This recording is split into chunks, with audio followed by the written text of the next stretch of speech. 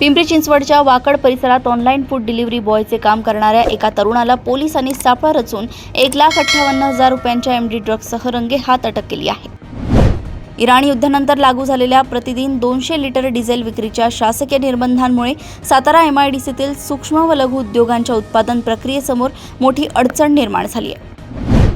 सांगलीतील एका कॅफेमध्ये अल्पवयीन मुलीवर झालेल्या लैंगिक अत्याचारानंतर विश्रामबाग पोलिसांनी आणि युवा शिव प्रतिष्ठानने कॅफेंची झाडाझडती सुरू करताच भीतीने अनेक कॅफे चालकांनी आपले व्यवसाय बंद ठेवले।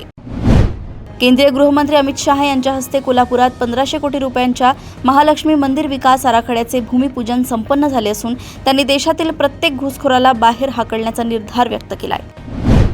नागपूर गोवा शक्तीपीठ महामार्गात जमीन बाधित होणाऱ्या करकंब येथील शेतकऱ्यांचे 7-12 उतारे शासनाने कोणतीही पूर्वकल्पना न देता लॉक केल्यामुळे शेतकऱ्यांमध्ये तीव्र संताप व्यक्त होत आहे।